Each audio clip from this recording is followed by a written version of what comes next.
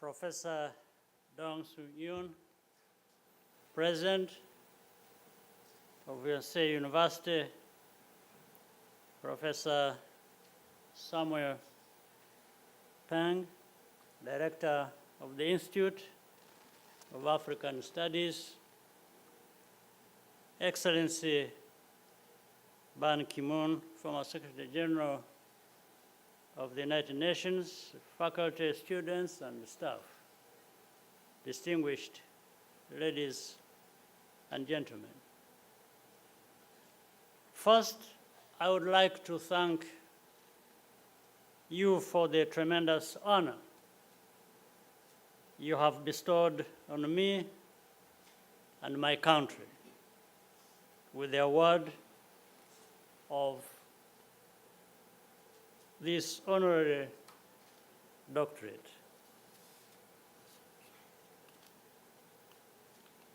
I'm also very happy to see my very good friend and colleague, whom I respect, Mr.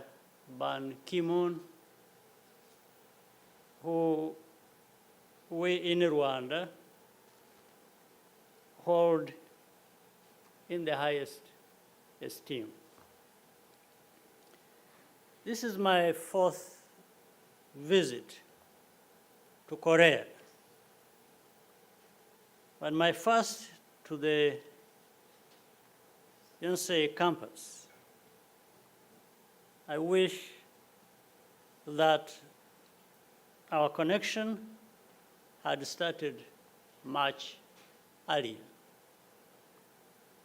Yonsei clearly ranks among the world's finest universities, and I'm very proud for Rwanda to be associated with your institution.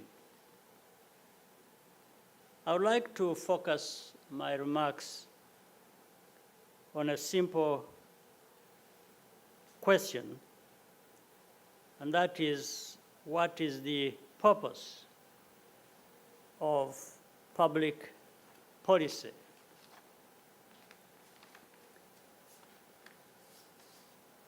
Let me put it succinctly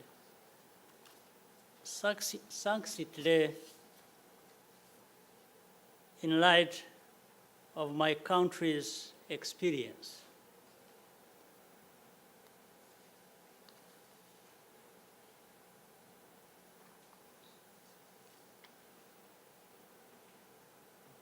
The purpose of public policy is to make our citizens safe, united, free, creative, and prosperous, more or less in that order. On this day, 30 years ago, Rwanda was still in the midst of a genocide that claimed more than 1 million lives. In order to keep power at all costs, the previous regime decided to eliminate one segment of the population known as Tutsi. The forces of the Rwandan Patriotic Front, which I led, put a stop to the genocide after 3 long months.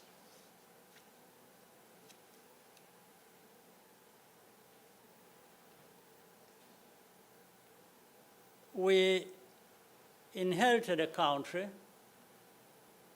which was completely broken and devastated, physically, financially, and spiritually. Our people were displaced and divided. Establishing security was our first policy objective. Without it, nothing else is possible. But security alone is not enough. We quickly turned to diagnosing the root causes of the divisions that led to genocide. People in Rwanda have various differences, just as in any other country. Everyone is entitled to that. However, in the relationship between citizens and the state, we decided that all that matters is what unites us, being Rwandans. Ethnic categorization and categories were abolished on identity cards, along with quotas and discrimination of all kinds, including on the basis of religion. Safety and unity allowed us to expand our horizon into the future. But our country was still very poor. Achieving real prosperity requires mindsets of truth-seeking, critical thinking, and creativity. A country also needs to secure the freedom to set its own path, despite the pressures and hypocrisies from the international system, especially for small and medium-sized nations. We decided to focus on instilling these virtues in our young people as a strategy for national transformation. We needed to confront the truth of our history, above all, and ensure that the memory of our tragic past was not forgotten. For 10 years, all Rwandans participated in a national truth and justice process known as the Gacaca, which allowed communities to weigh guilt and impose penalties and provide closure to survivors. The files from these proceedings total more than 55 million handwritten pages and are now preserved in our national archives. To open the mind of our youth, we embarked in the late 1990s on the aggressive push to expand internet and technology access. Believe it or not, this was controversial at first. Some donors and philanthropists thought this was a waste of resources, which would be better spent on basic needs. We said we agree on ensuring the needs of our people, but eventually Rwandans also want to be a people who can aspire to live beyond the basics. Today, Rwanda has the lowest mobile broadband costs in Africa. Our schools are wired, and most public services are transacted on a digital platform called Irembo, meaning they are the gate. Money is a commodity, but prosperity is a state of mind. A prosperous people will gain or regain wealth even after enormous setbacks. That's why we are putting increasing emphasis on educating Rwandans for professions that require a lot of creativity and innovation, particularly in high technology. Korea and Rwanda have mostly gone through history without reference to one another. Today, it is much easier to connect and collaborate, and it is increasingly obvious why we should do so. That was the main theme of the Korea-Africa Summit convened by President Yoon this week. Indeed, in many ways, our journeys, while very different, are parallel. This allows us to recognize each other and easily find a common purpose. Among the most important efforts we can undertake together is to contribute to a more harmonious and equitable international society through research, scientific discovery, and imparting knowledge and wisdom to young people.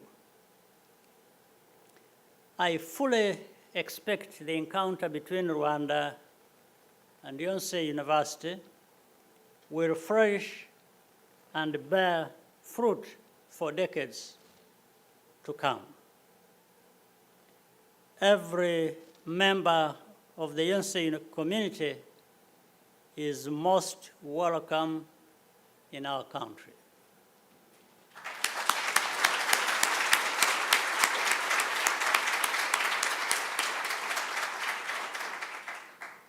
Before I close, I wish to go back to my old friend and colleague, Ban Ki-moon, because he told a story how we met at night. There is a detail he actually left out. It was very late in the night. In fact, it was morning because we met between 1 and 2 a.m.